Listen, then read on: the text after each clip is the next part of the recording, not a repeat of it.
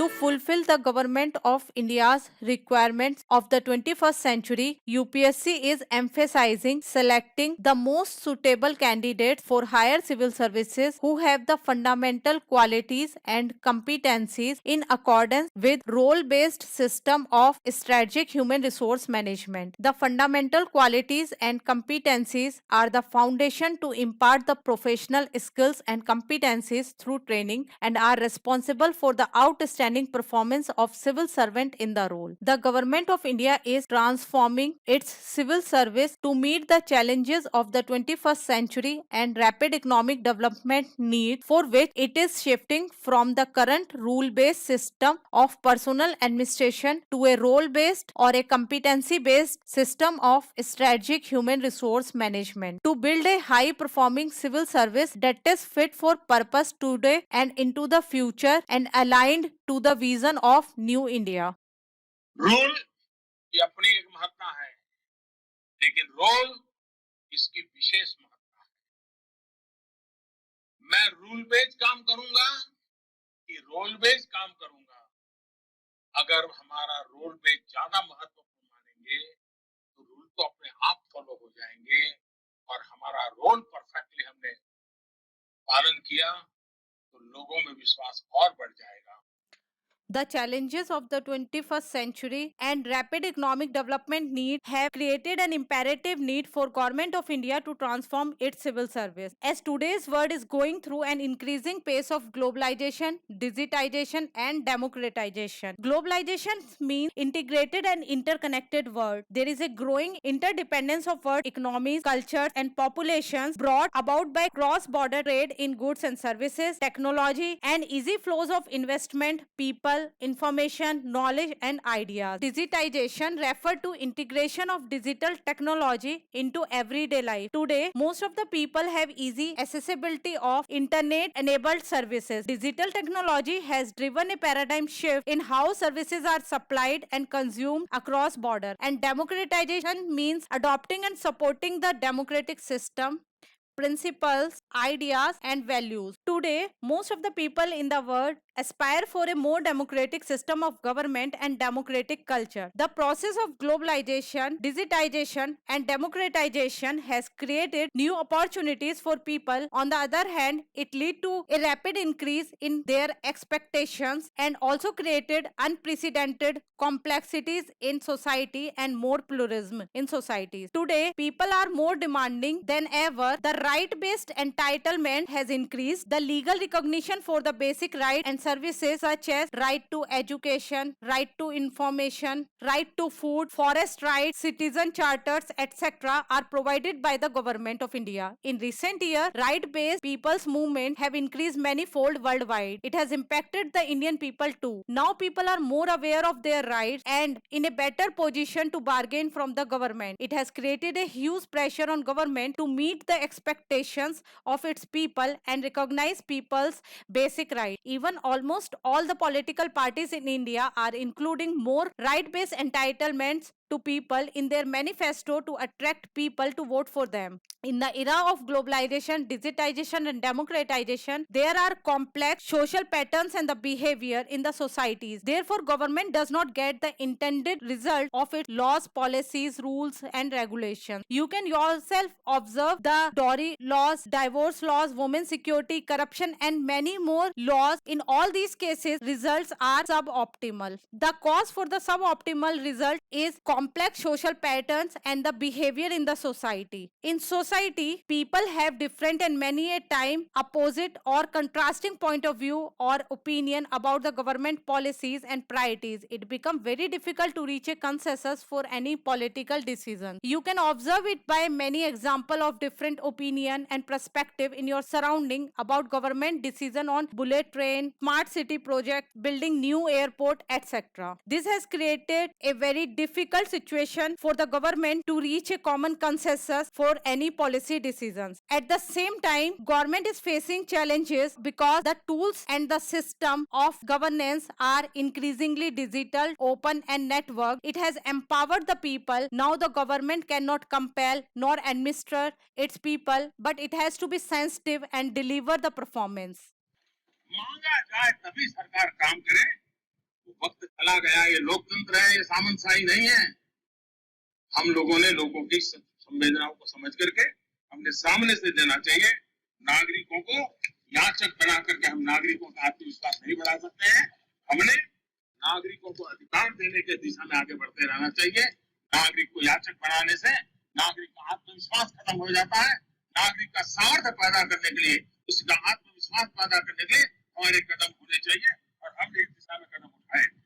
Similarly, in a highly volatile external front, the government of India is facing challenges to safeguard its nation interests, to take advantages of new opportunities, and increase its world influence to play a bigger role in emerging new world order. In world politics, there are three tools to safeguard the nation interests, to take advantages of new opportunities, and to increase our world influence. These three tools are economic, diplomacy, and military. The government of India resort to the economic power and diplomacy route but not the military power. As India is a peace-loving country and the use of military as at its first instance neither a part of our foreign policy nor imbibed in our culture. Recently, the government of India used its diplomatic channel to evacuate successfully its national from war zones of Ukraine and Afghanistan, and the Indian government provided the humanitarian aid to many countries during the corona pandemic to fulfill its responsibility of being a big player in world politics. In the situation, Indian government need the public servant who are truly effective in meeting goals and must be able to work efficiently with both internal and external partners who may make very different and challenging demands. साथियों, 21वीं सदी के जिस मुकाम पर आज भारत है, पूरी दुनिया की नजरें आज हिंदुस्तान पर टिकी हुई। कोरोना ने जो परिस्थितियां पैदा की हैं, उसमें एक नया वर्ल्ड ऑर्डर उभर रहा है। इस नए वर्ल्ड ऑर्डर में भारत को अपनी भूमिका बढ़ानी है और तेज गति से अपना विकास भी करना है। बीते 75 वर्षों में हमने जिस गति से प्रगति की, अब उससे कई गुना तेजी से आगे बढ़ने का समय है। From the economic front, to fulfill the aspirations of its people and to deal with the issues of unemployment, poverty, inflation, etc., and to improve the quality of life of its people, to increase the social capital and empower the country, the government of India has to increase the pace of economic growth. It is a strong and growing economy that reinforces democratic rule and makes social goods easier to achieve. Therefore, the government of India has put forward a strategic vision of 5 trillion economy. However, it is a daunting task for the government to achieve this goal. The challenges to achieve the goal of 5 trillion economy is to create an environment of growth for new and existing business by liberalizing the labor laws, to improve legal, social and physical infrastructure, and by rationalizing the tax structure of the country. At the same time, to fulfill the strategic vision, the government has to attract the foreign investment and to mobilize its resources and to increase the participation in world trade. These all are the major challenges that government has to face to achieve its strategic vision of 5 trillion economy. आपको एक चीज का हमेशा ध्यान रखना है और वो है 21वीं सदी के भारत का सबसे बड़ा लक्ष्य। ये लक्ष्य है आत्मनिर्भर भारत का, आधुनिक भारत का। इस समय को हमें खोना नहीं है। To respond to the challenges of the 21st century and rapid economic development needs, the government has to design and implement strategic and evidence-based policies to strengthen public governance and deliver on the government commitments to citizens and increase the public trust and reduce the policy uncertainty and support the rapid, inclusive and sustainable development. This will enhance the effectiveness of the government to ensure nation's peace, prosperity and happiness. And also effective government is very crucial for government probity and its own political safety, because dissatisfaction with the performance of public service leaders and institutions will lead to most citizens questioning the notion of state as a careful and competent steward of public interest, and the situation may lead to social unrest and erode of social capital. Recently, we saw the example of our neighbor country Sri Lanka. The dissatisfaction with the public service leaders and institutions lead to social unrest and social outcry there. Since civil servants lead and improve major government functions and are at the heart of government effectiveness, the Government of India took an ambitious and reform-minded policy initiative to transform its civil service to meet the challenges of the 21st century and rapid economic development needs. साथियों, civil सेवा के transformation के इस दौर के हमारी सरकार reform से सपोर्ट करने मिशन कर्मयोगी और आरंभ प्रोग्राम इसका ही एक हिस्सा है। मुझे बताया गया है कि आपकी एकेडमी में भी ट्रेनिंग का स्वरूप मिशन कर्मयोगी पर आधारित कर दिया गया है। मुझे विश्वास है इसका भी बहुत लाभ आप सभी को मिले, क्योंकि हम ऑल इंडिया सिविल सर्विस को रिप्रेजेंट करते हैं। साथियों, आजादी के इस अमृत काल में हमें reform, perform, transform next level पर ले जाना है।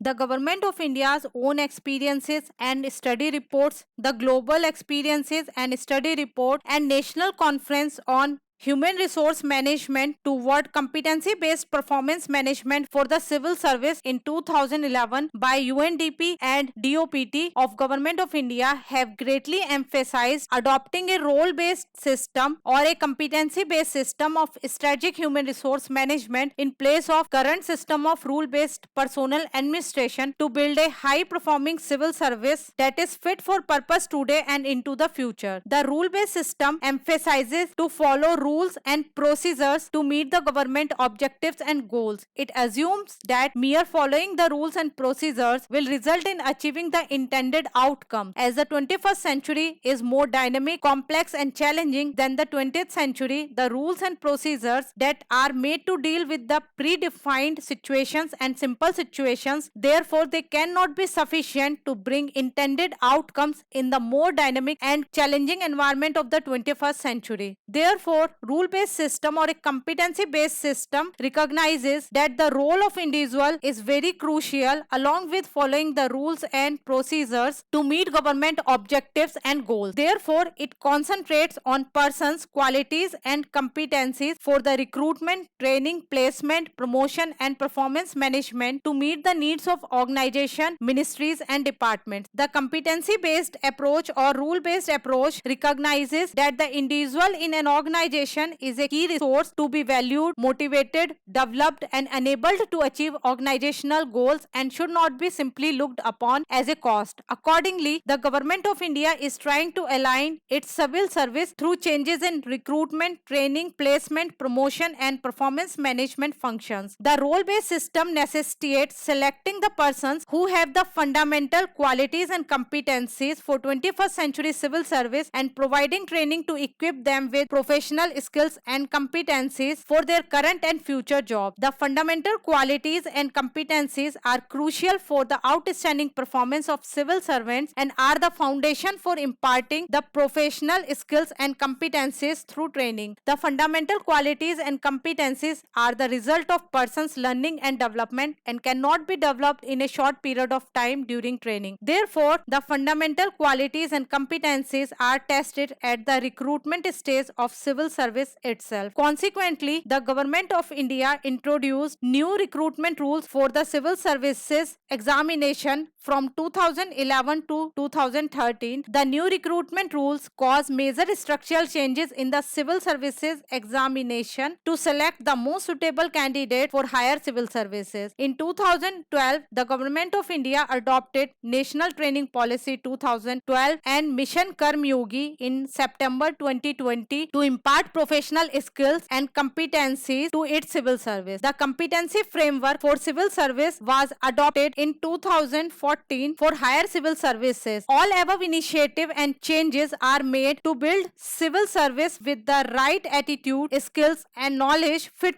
for to purpose today and into the future and align to the vision of New India. In the context of the civil services examination, new recruitment rules was introduced from 2011 to 13 to select the most suitable candidates for higher civil services. The most suitable candidates for higher civil services are the ones who have the fundamental qualities and competencies for higher civil services of the 21st century. The fundamental qualities and competencies for higher civil services of the 21st century are right knowledge, higher order skills and right attitude. Right knowledge is the depth of understanding of the real world. Since civil servants work in real life scenario and their decisions affect and shape the political, economic and social well-being of the country, the quality of their decisions is determined by their depth of understanding, that is right knowledge. Higher order skills are the core intellectual competencies and are recognized as leading 21st century skills. Higher order skills are crucial for higher order cognitive functions such as decision making, real world complex problem solving, evaluating the root cause of a problem and finding creative and reasonable solutions, forward looking planning, strategic use of resources, collaborate constructively and communicate effectively. Since the nature of civil servant work is increasingly higher order cognitive functions in today's world, the higher order skills are crucial for higher civil services of the 21st century. Right attitude is the spirit and in-depth interest in public service. Right attitude is the most important attribute of civil servants' intellectual identity and is responsible for their outstanding performance in the role, job satisfaction and commitment to the public service. Right attitude determines civil servants' dispositions or tendencies to work in public life and motivates them for lifelong learning. Right knowledge and higher order skills determine the ability to work and right attitude determine the dispositions or tendencies to work for public life. Therefore, they are responsible for high performance in the role. The candidates who have right knowledge, higher order skills and right attitude, that is the fundamental qualities and competencies for higher civil service of the 21st century, are the most suitable candidate for higher civil services. And the difference in the performance of civil servants is mainly due to the difference in their fundamental qualities and competencies, that is right knowledge, higher order skills and right attitude, because they determine the abilities and dispositions to work for public life. Though they all receive the same professional skills and competencies through training and follow the same rules and procedures and work in almost similar situation with same resources. Therefore, UPSC is improving its selection process of the civil services examination and increasing the complexity of the exam to emphasize selecting the most suitable candidate who have the fundamental qualities and competencies for higher civil services of the 21st century in accordance with the Government of India's ambitious and reform-minded policy initiative of transforming its civil service to meet the challenges of the 21st century and rapid economic development need. Thank you.